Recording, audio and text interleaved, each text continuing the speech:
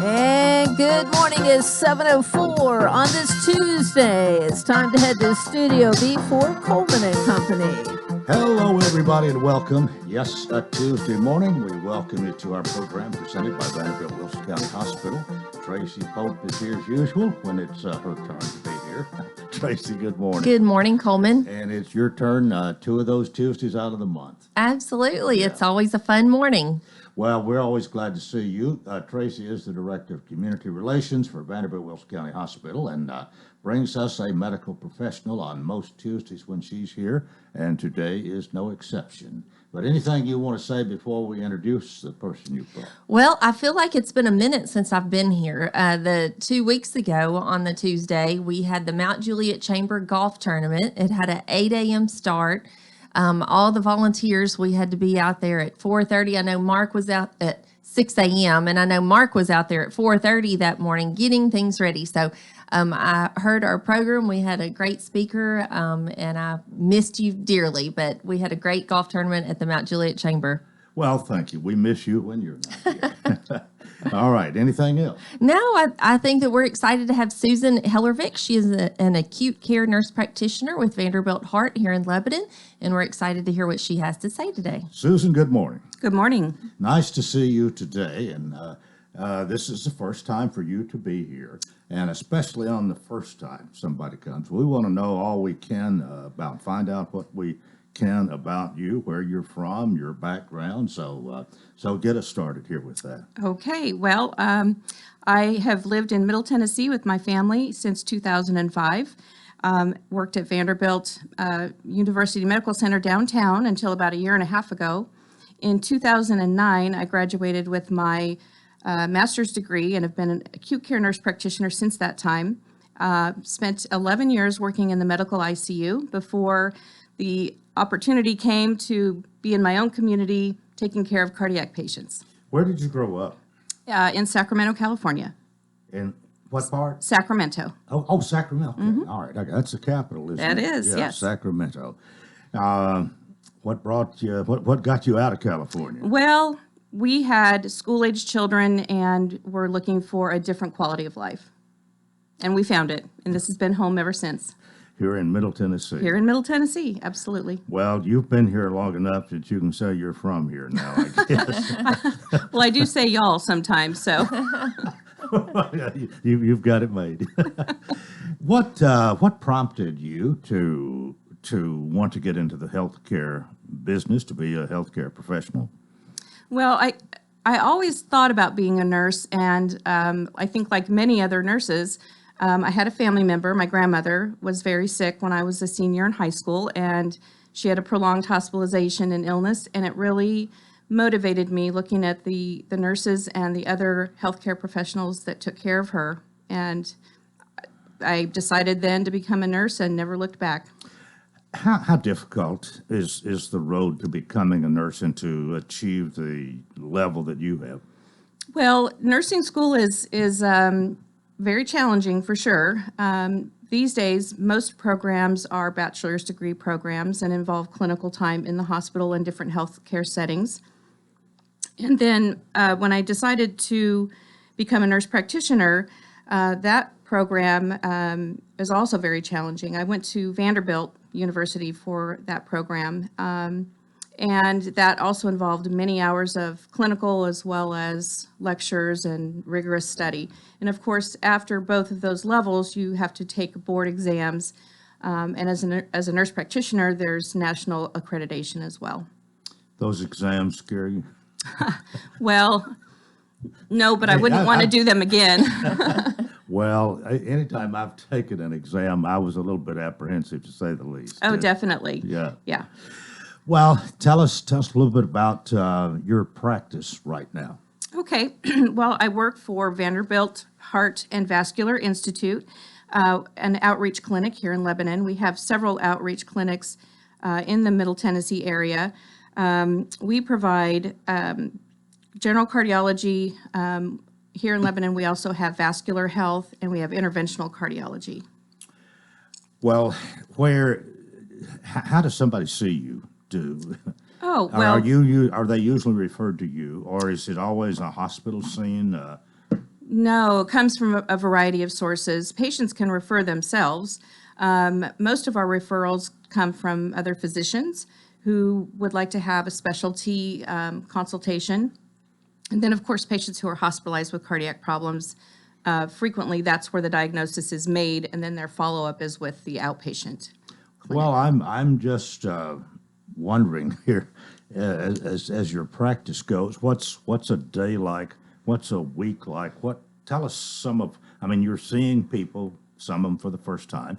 You're taking care of people that are your patients. I suppose you go to the hospital and frequent that. I'm just wondering, kind of give us an overall understanding of what it's like to do what you do. Okay. Currently, I spend 2 mornings in the hospital.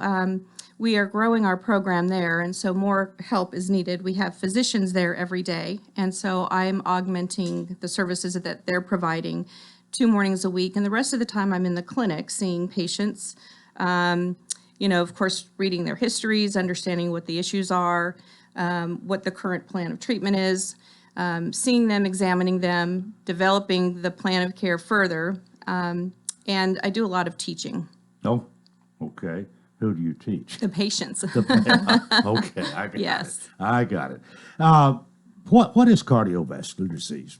Cardiovascular disease encompasses diseases of the heart and the circulatory system. There are, of course, people are very aware of coronary artery disease that can cause heart attacks, but there's also problems with the heart valves, with the blood vessels, and with the electrical system of the heart. What is there? I'm sure there are a number of causes, but are there 2 or 3 leading causes for people to develop these scenarios? What I would say is for coronary artery disease, there definitely are some factors that are at play. Some we can control and some we can't. So our age, gender, and family history we cannot control, but there are some behavioral things that we can do to take steps to prevent coronary artery disease. Such as? Those would be, the number one would be to not smoke. I knew it. Yeah, it's a biggie. I don't think I've ever interviewed a doctor in all these years that didn't come down hard on smoking. Said, don't do it. Don't do it. If you've never started, don't start. And if you are a smoker, do the best you can to quit. That is a modifiable risk factor. Other modifiable risk factors are obesity, lack of physical activity, and then there's some medical issues that contribute that can be affected both by lifestyle and by medical care. Examples of those would be elevated cholesterol or hyperlipidemia and high blood pressure. What is there 1 or 2 of those that you deal with maybe more than others? Well, many patients that develop cardiovascular disease have multiple problems. So many patients will have hypertension and elevated cholesterol. And one that I left out that, of course, is very important as a risk factor is diabetes. So uncontrolled diabetes is a very high risk factor. So again, that is the type of problem that can be addressed with lifestyle modification as well as medication. I take it you're saying here, if you can control your diabetes and get it in a more respectable place, then your chance for having heart disease is lessened. Correct. Yeah. Yes, Okay. very much so. All right. How does a patient know to make a visit at your heart clinic versus their regular physician? Well, many of the referrals come from physicians. Some patients just would like to have that specialty focus. Some patients will come and say, I have a family history and I just want to make sure I'm okay. Or they may have had some symptoms they're concerned about and they come directly to us. What's the best way to find you or to make an appointment or to come to see you? There's online on the website, you can schedule new patient visits. And then also we have an access center that works very hard to get patients seen as soon as possible. And so you can go to vanderbiltwilsoncountyhospital.com, and we have Susan's clinic location on our website, and it takes you to the Vanderbilt Heart location to schedule that appointment or request a time, as she just said. So you could really just start there with Vanderbilt Wilson County Hospital and follow the links and Correct. get the information, find out what you need to know. All right, one other thing here before we go to a break. What are the signs and symptoms of a heart attack? Well, they're different for different people. Sort of what we think about classically is chest pressure or pain, the elephant on the chest, radiation of pain to the left arm or the jaw, sweating, those types of things. But for many people, it's much more subtle. Pain can be located in other areas. It could be located in the back. It could be shortness of breath. It could be some patients just have a general feeling of that something's very wrong. So if you have symptoms, they shouldn't be ignored. And if it doesn't turn out to be a heart attack, that's wonderful. Right. But if it does, don't ignore it. Get evaluated. And if it's a matter of negative diagnostic workup, that's great for everybody. All right, Susan Helovic, should we say doctor? No, we should say No, nurse practitioner. Nurse Just practitioner. Susan. Susan Helovic is with us, along with Tracy Pope. And time for us to take a break here on Coleman and Company, FM 98.9. And at 7:16, let's see what's happening on the roadways. Want to thank our friends at Bates Ford. Lifetime brake pad guarantee. With the purchase of a brake service, replacement brake pads will be provided at no cost for as long as the customer owns the vehicle. Bates Ford, 1673 West Main. Now at traffic, here's Chuck. Good morning. The police on the scene of an accident in South Nashville on Burkett Road at OHB there in Antioch. It's already busy on Nolensville Pike right now, trying to get out of Nolensville up by Concord Road. It's pretty heavy as we check it out live here on 65 up through Spring Hill, working your way up to 840, all the traffic flow coming out of Murray County. Ober-Gatlinburg Restaurant and Lounge is celebrating Oktoberfest all this month. You don't want to miss it. Check it out at obergatlinburg.com. I'm Commander Chuck with your on-time traffic. Renewal happens here at Lebanon Center for Rehabilitation and Healing. Lebanon Center for Rehabilitation and Healing has experienced new leadership and a new atmosphere. Same location in the heart of Lebanon, 731 Castle Heights Court on the Castle Heights campus. Lebanon Center for Rehabilitation and Healing is providing 5-star clinical outcomes to short-term and long-term care residents. Call 615-444-4319 for a tour and to experience the new culture. Renewal happens here at Lebanon Center for Rehabilitation and Healing. Cumberland University football is back in action this Saturday, October 8th, as the Phoenix host Campbellsville University at Noakes-Lassiter Field. This is Christian Capozzi of the Cumberland Sports Network inviting you to join Bob Lee and myself this Saturday. Pre-game coverage begins at 3:30, leading up to a 4 o'clock kickoff, right here on WANT and WCOR. The Campbellsville Tigers meet the Cumberland Phoenix this Saturday at 4 o'clock, right here on WANT and WCOR.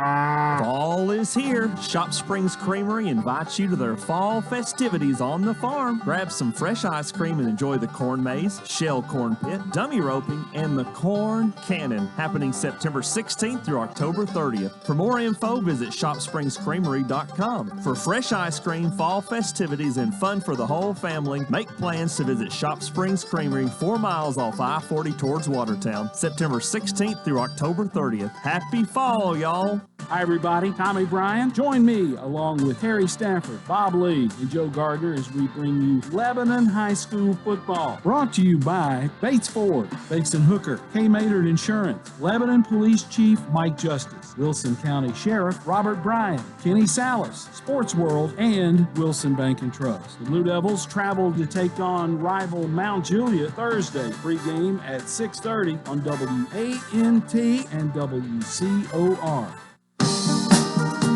We continue on this Tuesday morning. Our program presented by Vanderbilt Wilson County Hospital. As usual, Tracy Pope is here, Director of Community Relations, and today she's brought with us Susan Hellervik, nurse practitioner, acute care nurse practitioner, actually, for Vanderbilt Heart here in Lebanon. And we've talked quite a bit about what you do, about heart attacks.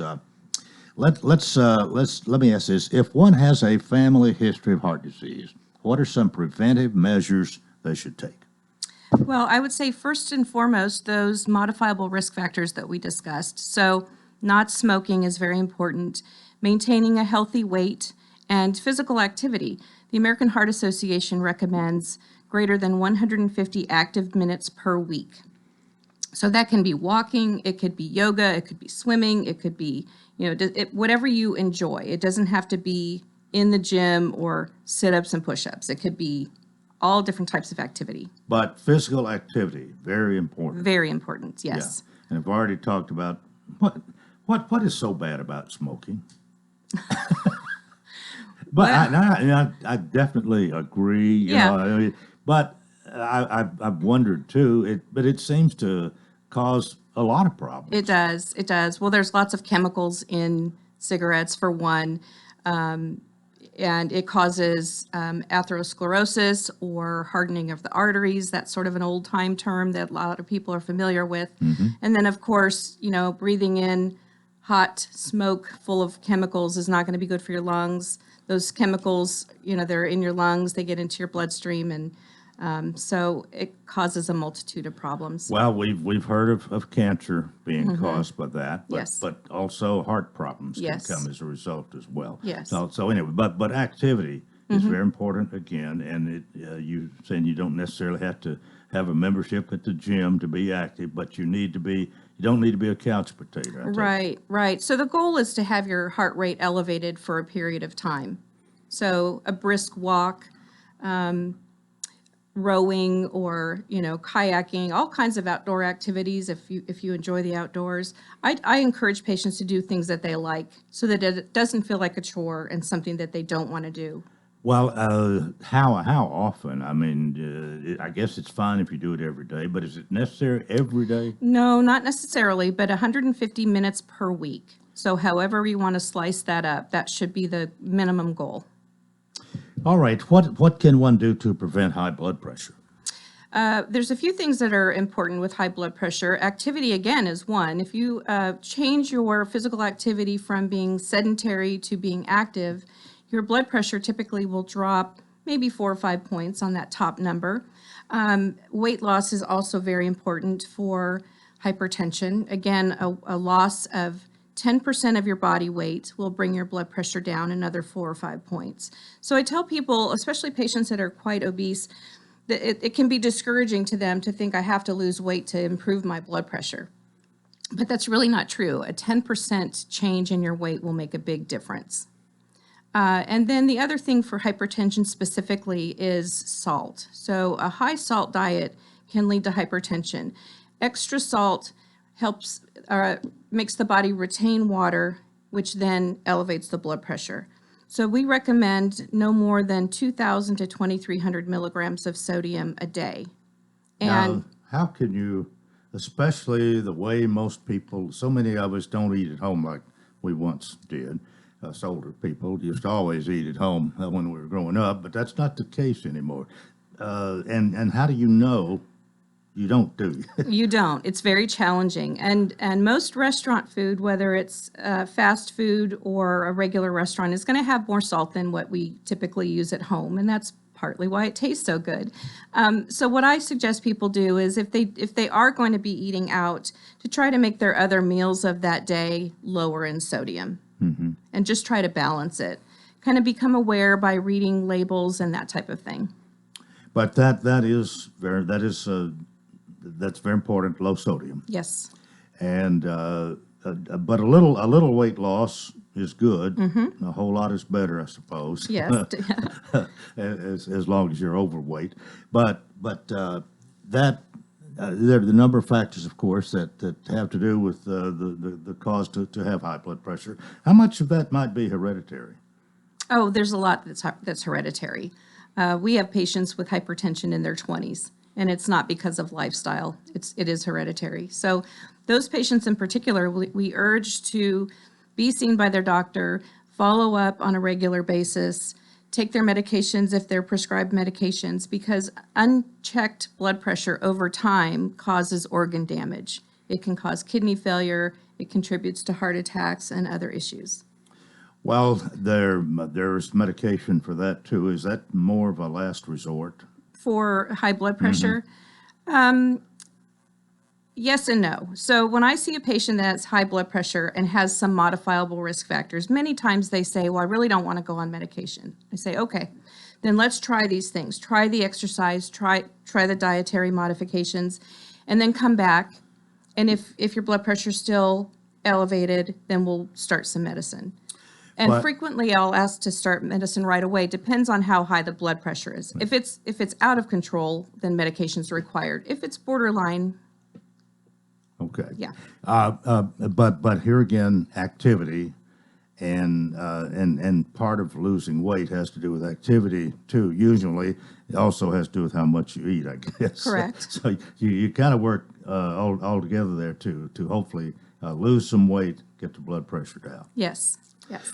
All right. With the additional resources Vanderbilt is bringing to Wilson County, care closer to home, do you have any new updates regarding cardiovascular services? Well, we have interventional cardiology here in Lebanon now, and at the hospital, they have expanded services and are providing not just diagnostic heart cath tests, but treatment. So stent placement is now available at Vanderbilt Wilson County Hospital, which is great because in the past, patients had to go downtown for that particular service. The other couple of updates, we currently have 2 clinic locations, and we will be moving into a newly renovated space next year. So that will be really exciting for us and very convenient for our patients. It'll be on the hospital property grounds. All right. Well, and like she said, over the past few months, we've had Dr. Wong and Dr. Arham that have joined Vanderbilt Heart here in Lebanon. They are our 2 interventional cardiologists. And we are so fortunate to have Susan that has joined us, like she said, from downtown as well, with her years of experience and now focused in the Vanderbilt Heart and Vanderbilt Vascular Institute. We're really excited that, like she said, we were just recently doing the diagnostic interventional catheterizations. And then in the month of September, we went to accepting patients that were having emergent problems. So we are working with our local emergency service management agencies on the times that we have that available. And then hopefully in 2023, we will go to a 24/7 service. So we're really excited about that. Well, it seems you just continue to add services. The hospital here has changed so much. Tracy knows that. Maybe she's been here a little bit longer than you, I guess. You've been, what'd you say, a year and a half? Actually here. Here, although yes. in Nashville, close by. But you've known about this ever since it became Vanderbilt Wilson County Hospital. Oh, definitely. And I live out here, and so I was very happy about that. And neighbors and friends have also been very happy. Well, other areas that you treat, I don't know how much we've actually talked about this, but cardiovascular medicine, coronary heart disease, preventive cardiology, anything about those that you want to say here in our last 2 or 3 minutes? Well, I guess just to kind of talk about the major things that I treat in particular. So hypertension, hyperlipidemia, coronary artery disease, atrial fibrillation, and other arrhythmias. Those make up the bulk of the patients that I take care of. We do have available in our Lebanon clinic advanced heart failure services with specialists, which is a great service here in Lebanon. And one other thing I wanted to mention, we talked a lot about weight loss and how important that is for cardiovascular health. And we have a weight loss clinic, a Lebanon weight loss clinic that is through Vanderbilt. And they are now seeing more of our patients to partner with us to help our patients meet their goals. And that's Dr. Menzel that has been on the radio with us before, and he has brought the Vanderbilt Comprehensive Weight Loss Clinic here to Lebanon. So it's very exciting to hear Susan say and talk about their collaboration with her cardiovascular patients needing, the weight loss intervention as well. All right, we're about to the end of our time here, but nurse practitioner Susan Hellervik has been the guest of Tracy Pope and myself today. Susan, you've done a good job. You've explained things well. You've got, you no doubt care a lot about the people that you work with and want the best for them. And if they'll probably listen to some of your advice, they're going to be in better shape. Well, thank you, and thank you for having me this morning. All right, Tracy, Director of Community Relations for Vanderbilt, thank you for another good program. Absolutely. And we will see you next time. And anything? We actually, there's one more minute on that clock. Yeah, so you can see Susan, like she said, she's currently in 2 locations. The Vanderbilt Heart Lebanon location, 1670 West Main Street, that is right behind the Taco Bell. And then we also have our Vanderbilt Heart at Vanderbilt Wilson County Hospital location, which that is where Dr. Aram and Dr. Wong are located. That's on our hospital campus at 1421 West Badura Parkway. But as she was telling us, hopefully next year we'll be able to expand and combine all services into one building. So we're excited to see what's in the future for Vanderbilt Heart. That will be nice, won't it? Definitely. Yeah. Okay, well, that is part one of Coleman and Company presented by Vanderbilt Wilson County Hospital. We've got more. We hope you'll keep it here. FM 98.9. And at 7:29, let's see what's happening on the roadways. Thanks to our friends at Absolute Kubota, Lamprey, quality tractor implements, including cutters, finish mowers, box blades, tillers, and more. 5-year gearbox warranty, extremely durable and well-built. 1506 West Main.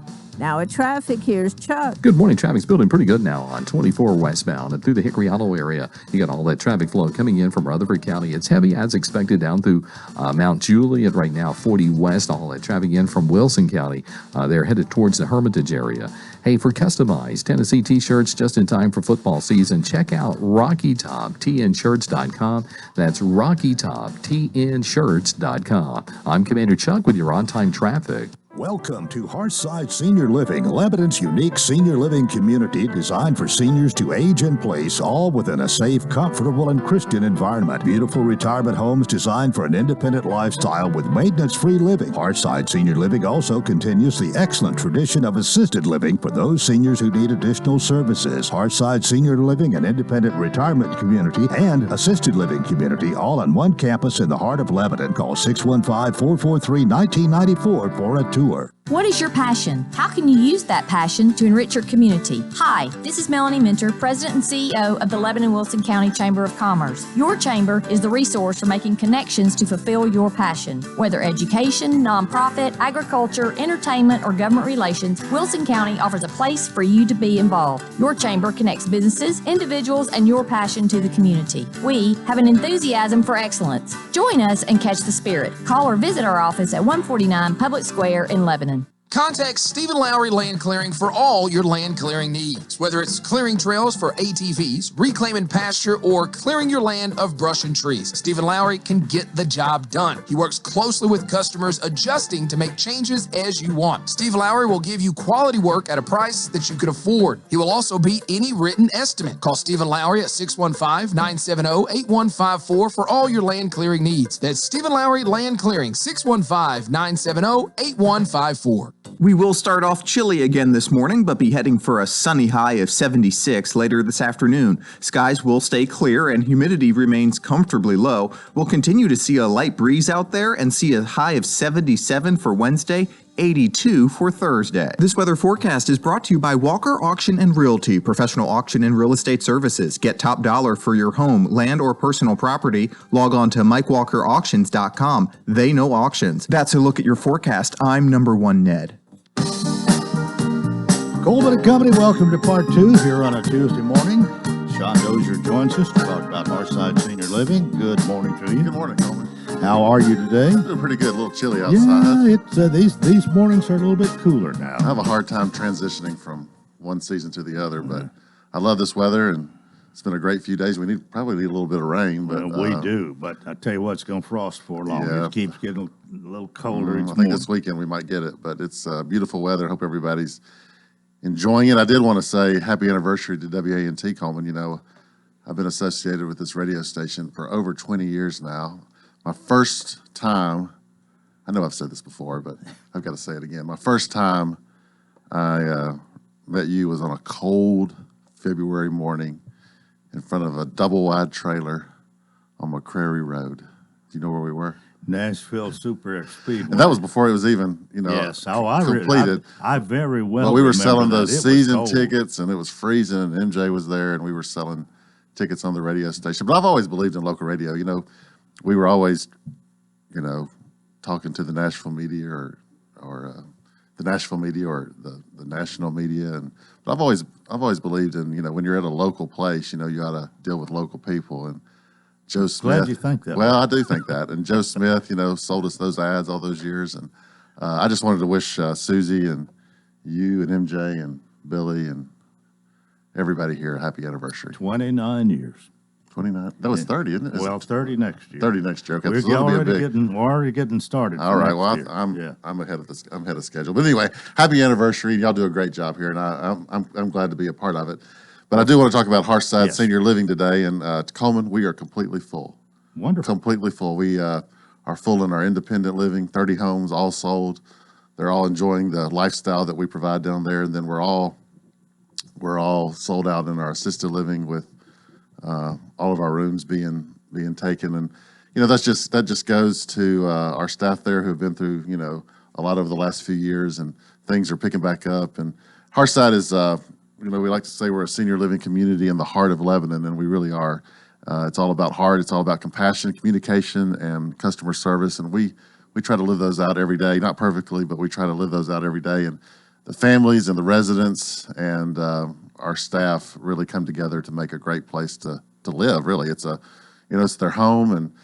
And I encourage folks, we said this during COVID all the time, but if you know somebody in assisted living, if you know somebody in a nursing home, make sure you maybe once a quarter or once every 6 months stop by and see them. They really appreciate visitors and see some friendly faces every once in a while. And you can visit now, and there's no restrictions. Yeah, come on in, and it's like the old days. So just encourage folks to come in to see people that in these communities, because they're living their life, but they're just a different lifestyle right now. Well, I guess what I was thinking here was, now that you're full in both places, you just got waiting lists. Well, you'll wake up one day and say, hey, I'm going to move in assisted living. Let me just move in. So it takes a while, and takes a couple of months, maybe 3-6 months to sort of transition over. So if you're even thinking about it, your family member is maybe in the hospital right now, they're going to rehab, they're going to spend a few weeks there. Hearthside would love to be an option that you look at and see. We offer, our price is all encompassing. We don't nickel and dime you. We give you one price, and there it is. Our prices include housekeeping, laundry, Wi-Fi, cable TV, your activities, your med management. It's all included in one price. So your meals, 3 meals a day, snacks, it's all included in one price. So we give you a great price, give you a great service, and people appreciate that. Well, get on the waiting list if you're interested at all. We have a long waiting list for our homes, but people are still wanting to be on them and on the list. So we continue to add to that list, and then we started a sort of a short list for our assisted living. So we continue to ask people to tour, and there's nothing like showing up and unannounced and seeing what's going on. So we encourage you either to call us, set up a tour at 615-443-1994, or just stop by. We're there from our office is open 8 to 4:30, 8 to 5. But if you just want to stop in any time, any of us can give you a tour. All right, we'll keep all that in mind, and I guess it's time for Hearthside Hello.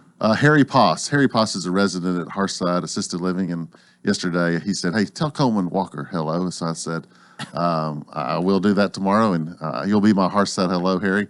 He just, all he said was, Coleman, he said, I was a little ahead of Coleman in school. So I don't know what that exactly means, or how old you are, or how old he is, but I think he's a year or two older than me. His son worked out here back in the 80s. Oh, did he? On WCOR. Yes, he did.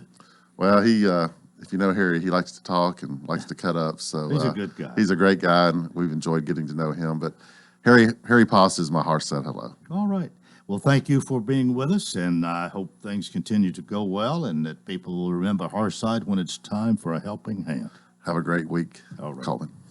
Sean Dozier, Executive Director, Hearthside Senior Living, 215 Castle Heights Avenue North, right here in Lebanon. Well, we're something like 22 minutes before the 8 o'clock hour, and Jeff Luttrell joins us this morning, Director of Schools for Wilson County. And Jeff, good morning. Good morning, Coleman. You have a meeting last night? We did. So we've got a lot to talk about there. Yeah, we had a long meeting, covered a lot of ground, but I think a productive meeting. How is, let's see, we're August, September. We're at least 2 months of school has gone by. How would you rate things so far this year? Is it a pretty good year? It is. We've of course we got off to a good start, and a lot of great things going on in Wilson County Schools on a day-to-day basis. We've got our data back. We performed well last year. Saying that, we've still got some obstacles we're trying to overcome. Probably being the biggest. Still have a worker shortage, and it's difficult to find the workers needed, especially in some areas of bus drivers and cafeteria workers. But even the teacher issue of not having enough teachers. We've been able to manage this point, but those kind of issues stress the system, stress your people, stress the public, and it's something that we're monitoring and looking at every day. Well, what's a big story from last night's meeting? Well, we got 2 or 3 things. Probably first thing I want to talk about is board did approve a budget amendment. We built into our budget, used some of our fund balance, restricted it when we presented the budget to take care of some maintenance projects. One of the things that we've got to do is while we still try to build schools because of our growth, but it's still important to maintain what you have. And we've identified some projects that we want to start working on. First one being Mount Juliet Middle. We want to do a renovation there, put in new doors, interior doors, some HVAC work, some painting. So they agreed in that budget amendment to do that, along with our football stadium at Watertown Middle School. We've had some issues with some piers that have deteriorated the concrete, and part of that is fail. And we've looked at a lot of options, and the board has voted to go ahead and demolition that stadium, and then we'll have to come back and decide what we're going to do. Now, is that where was once Watertown High School? That is correct. Yeah. Okay. And I think that field was named for the Robinsons, maybe. That is correct. Yeah. Robinson Field. And so that was part of it. Included in that budget amendment, we're going to start taking care of putting mulch on our playgrounds. That may not seem like a lot, but that's something I feel like is a capital project. We need to maintain that as a district. So that budget amendment totals, we'd set aside $4 million. Of course, now, and I'm proud of that we were able to do that within our budget, not go to the county commission for these projects. So that was the first step. Of course, now there'll be some, like on the Mount Juliet Middle renovation, we'll have to do some architect work. Bid processes will have to go forth, but it's important that we maintain these buildings. So really excited to see that start the process. Now it'll go on to Education Committee and our commission. How long before it'll actually be some changes, and how long before how long is it going to take? Well, that all depends upon, one thing I've learned in this position is government moves slow. But we do have to go to our commission and education committee here at the end of the month with it. And then we'll start the process of putting out bids. Of course, that's 30 to 40 days. Yeah. Then, because it's a renovation, you've got a plan. When are you going to do it? In Mount Juliet Middle, we were hosting those West Wilson Middle students. So we'll have to plan it out, sit down with the calendar and see where we can start. Some of it, hopefully, we can do in phases during breaks. But excited for that school and those students and those families and that staff, really need it. But to say the least, it's not going to happen overnight. It's not going to happen overnight. But we have started the process. Yeah, right. Okay, what else?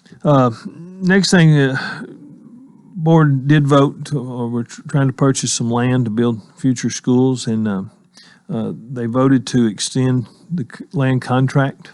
It ran out on the 29th. We've got to go back to BOZA this month and work through some other issues on looking at getting that site ready to close on, but they did want to move forward with that and try to get that land bought and purchased.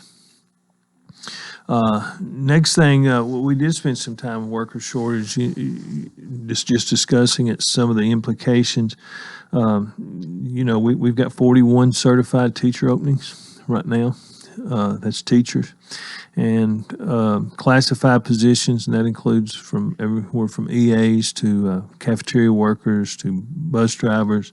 We have about 79 openings that I checked yesterday afternoon. And so that puts you a little over 110 openings. And there's some issues with that and some stresses on the system. Yeah. Well, I've wondered about this. There are no doubt a number of factors that are involved here for causing this. I don't think it's totally people not wanting to work, but we have so many more opportunities with different businesses here. You have hiring fairs, I guess they call them, all the time, and everybody's looking for the best deal they can get. I think you've got some attractive positions, but it seems like there's more jobs right now than there are people. Well, that is the case, and we've hired a lot of people this year. One of the most unusual things about it is we're seeing people come and go to work for us, and then when that better offer comes along the way, go ahead and making that move. But it's the reality. It's real. It's not just in education. This is a national issue all across the country, finding workers. And it's I think we're seeing a shift. We're right in the middle of a shift of employment and how we look at jobs and pay and benefits. And we're continuing to look at that from a school district of what can we do to attract, but more importantly now retain these positions. And from the teacher side, we're not seeing the people enter the profession, the numbers. You talk to the colleges and you look at their education colleges and the number of students that are in trying to attain that degree. We're not seeing that. Now, the state has allowed us to permit some people. And right now, if you have a bachelor's degree in the field of study and some experience and want to become a teacher, it's a good opportunity to do that because there's some things the state's allowing to get you licensed that you can become a fully certified teacher. Being a little more lenient to help you through a rough time here. They have been, and there's different kind of programs that we're doing that the state is endorsing, and we'll continue. We're going to start looking at possibly even a grow your own program where we get some of these high school students. We've got some teacher ed classes, teaching as a profession that we offer, and really promoting that and see if we can kind of grow our own. And again, we're pushing 1,400 certified teachers, and we already know the projections, and that number is going to continue to grow as this population grows. All right, Director of Schools Jeff Luttrell, my guest. It's time for us to take a break. This is Coleman and Company, FM 98.9. And it's 7:47. Let's see what's happening on the roadways. Thanks to our friends at Bates Ford. They got a really great deal, $50 off, $250 repair offer to owners of 4 to 10-year-old Ford, Lincoln, or Mercury vehicles. Bates Ford, 1673 West Main. Now at traffic, here's Chuck. Good morning. Still quite a bit of traffic volume coming in from Rutherford County on 24 through the Hickory Hollow area. It's busy, but moving through Mount Juliet right now. It's heavy, 40 west, coming out of Wilson County into Davidson. We've had a couple of wrecks this morning earlier over there on 440 eastbound, just past Hillsborough Pike. Again, they got the vehicles over to the right-hand side on 440 eastbound, again, just past Hillsborough Pike. Ober-Gatlinburg Restaurant and Lounge celebrating Oktoberfest. Check it out today, obergatlinburg.com. I'm Commander Chuck with your on-time traffic. And now, a moment of silence to remember our dear friend. Sorry. Oh, man. Life can be uncomfortable. Your home doesn't have to be. With a wide range of air conditioners, furnaces, and heat pumps, Rheem makes it easy to feel comfortable, even when you can't be comfortable. Financing available through TVA's Energy Right program and your local power company. Call Randy's Heat and Air 237-3604. At Vanderbilt Wilson County Hospital, world-class care is a heartbeat away. In fact, we offer the same world-class attention Middle Tennessee has come to rely on from a Vanderbilt Health Hospital. Supported by over 200 specialties, an expanded emergency department staffed with Vanderbilt Health physicians 24/7, and greater investments in life-saving technologies and care. It's just one more way we're making healthcare personal.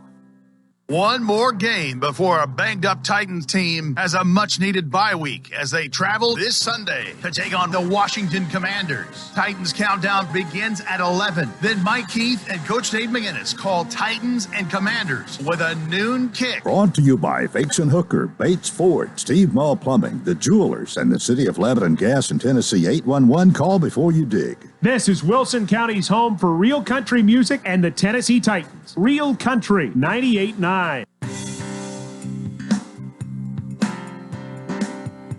Here's some news you can use. The Wilson Post is moving. We're leaving our North Cumberland location and headed over to Hartman Drive, 216 Hartman, right across from Bay's Bread. If you're looking to come pay your subscription or start a new one or drop off a classified ad, you'll do it at 216 Hartman Drive. Come by and see us.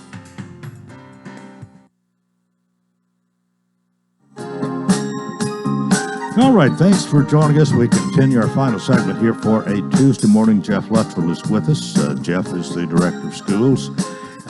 Busy fella, no doubt. We need to cover more from last night's meeting? Yeah, probably. Next thing it was up that probably had more attention than most items was a calendar adoption. Yeah. And, we formed a committee and they did their work. That was made up of administrators, some community members, some parents, and so they had done their work and looked at their calendar and brought 3 models to me. And I made a recommendation last night to stay on the current model that we're on for a 2-year cycle. And that extends, we're getting ready to go into fall break. Today's last student day. Tomorrow will be a teacher PD day, and then they'll be off the rest of the week, and then the entire next week. So it's basically it's kind of a compromise from what we've done in the past. Some people want 1 week, some people want 2 weeks fall break. And that passed with a unanimous vote, a lot of support for some consistency with what we're doing. Well, it was committee suggestion. They did a lot of work. And, last year I recommended to go to a 1 week fall break. And they come up with this idea of a compromise, and it seems to work. And so we're excited to go ahead and get that out of the way. It will be posted on our website here just in a few days, but now it's still dependent upon the state has to approve that. But we'll get that sent into them as soon as possible and get that approved. But that does matter to our families and our teachers, and there's a lot of opinions, and it's difficult to develop a calendar that fits everyone's needs. Oh, yeah. But I don't think you're going to please everybody. But glad to see that this was taken care of, and that committee did good work, and that did have probably more. I received more emails over that issue going into this meeting than anything else. Well, can you kind of go over how it would be for the next 2 years? I don't have it in front of me, but it is the same model. Starting school August 1st, getting our teachers some built-in PD days is part of that. Then you have the week and a half fall break. You're going to see the Thanksgiving break stay at a week. Okay. You basically got 2 weeks during the Christmas break, and then you've got the spring break. How long is the spring break? 1 week. Okay. And so that seems to work for a lot of people. And so you would talk about basically sort of a week and a half, a week for Thanksgiving, a week in the spring, and then the usual 2 weeks at Christmas That's right. time. That is correct. Okay. All So glad to get that out of the way, and so we won't have to deal with that for a couple more years. Right. Well, anything else from last night? No, just a long meeting, well attended, and our board is working hard. I think managing a system of this size as we continue with the growth. One thing I didn't mention is we're already up over 700 some odd kids from where we ended the year last year. So we're seeing that growth continue. If you remember last year, we were over 1,100 new students. So that growth is continuing to happen to Wilson County Schools. What's the approximate enrollment, right? Is it 20? 20,356, I think, or maybe off just a few. Okay, but we're over 20,000. 200 over 20,000. Correct. That's a lot of people. It is. It is. What about I know there's been, we hoping to get, we got one school nearly ready, I think, but another one just kind of getting started. Talk about that a little bit. Yes, Stoner Creek is really coming together. We had a few supply issues in the last month or two, some electrical panels, but I think we've got that worked out. We have another meeting here in a couple weeks. We're meeting every 2 weeks on that. Real chance and possibility that we can get that building in November. We'll work out a way for our teachers to be able to move into that, and we want to get those students in there as soon as possible. But that project is really coming along nice. And just a shout out to everyone involved in that project. This seems like it's been a long process, and it has. But the contract on that building was not due to be finished February. So I commend everyone that's involved to push this thing through in this climate of trying to find supplies. So we're in good shape there. Once we get that, there'll be a transition period where we'll get those students in. They've already started working on the West Wilson site. All of that is taking place. Get that pad completed here, hopefully in a few weeks, and then you'll start seeing footers for that. In the meantime, and the board agreed this was part of our budget amendment, we're going to move those portables that are at Stoner Creek where we set up.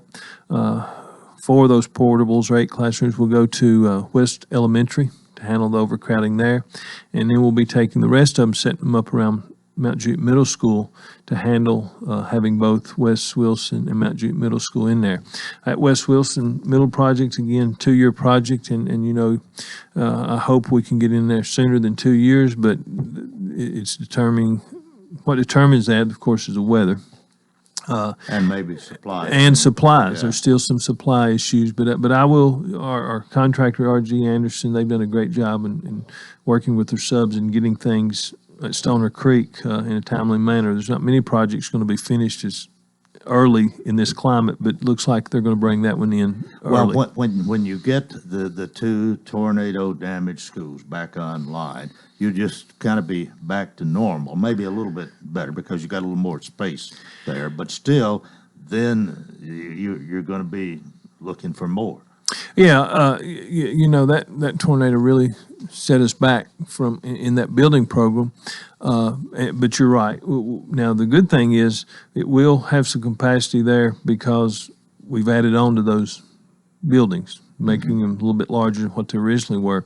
But yeah, as soon as we get that done with these numbers we're seeing, and in December I'll be updating our 5-year plan and giving more hard specific numbers on where we're at, capacity level of each of our buildings, and then we'll be looking to move into another phase. Well, what about any zoning issues or anything once both of these are online? Is going to be any really big changes there? Well, anytime you see this influx of growth in a schools, in a county, you have to start looking at zoning. And we looked a little bit this year, but what we want to do is try to limit that to minimize the impact as much as possible. So we really need these buildings, and then you can do a better job of zoning. We don't want to move families on a consistent basis every 2 or 3 years. Yeah. Now, looking at districts our size around the country, sometimes that's a sad reality. But we're trying to prevent that. If we can get schools built, we can help offset the families thinking my child's going to have to transition 2 or 3 times in their career. When this becomes a reality, and we're talking about maybe a couple of years, though, even down the road, but when it does, will there be a little room for growth in all the schools? Well, that's what you hope. You want your capacity to remain 85% or below. Really, it's better at 80%. So what we watch on an annual basis, really on each semester, is what you've got to make decisions based on that capacity you're seeing in each of your schools. And when you start getting 90, 92, 94, 95% capacity, you have to plan and start taking some action. And that's one of the things that's difficult. Really, a school project, by the time you start purchasing land, getting funding, getting your bids out, getting a general contractor, getting the plans, the design phase, you're looking at basically a 3.5 year progress if everything goes smoothly. And so that's kind of why it's hard to keep up when you're seeing this kind of growth. But we are on it, and we've got a team that we look at it. And I think the key is you got to take it day by day. The first thing we got to do is get in Stoner Creek, that community, that school. And I commend those teachers, their administration, the families, and the students. It's amazing what they've been able to do under the circumstances. So the first milestone will be get in that Stoner Creek building, and then, of course, Wes Wilson, and that's how you have to approach it, just those immediate needs, but looking down the road for the future of what's going to be required. Well, it's a work in progress, and your work is never done, and especially with the growth that we've got here. And every time it seems like I go on a street I haven't been on in a few weeks or months, there's another construction thing going.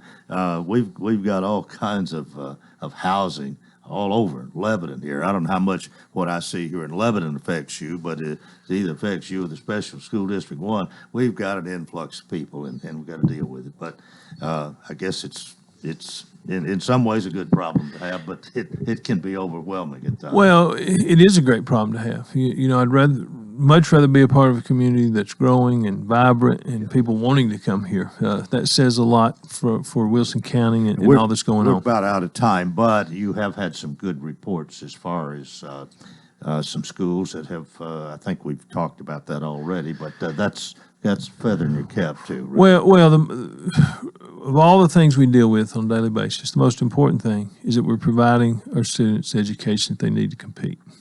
And, you know, I tell people there's a lot of metrics that measure us, and we own that. But as an educator, as an education system, we really don't know how well we're doing till 10, 15 years down the road. And what are those students able to go do? And that begins, number one, with great instructors in the classroom in subject areas. And we can't lose sight of that. That's why we're here, is for the academics. All this other is just part of it. Jeff, thanks so much for your visit. We'll see you next time. And that is going to do it for Tuesday. And let me just say, till next time, I wish you a terrific day.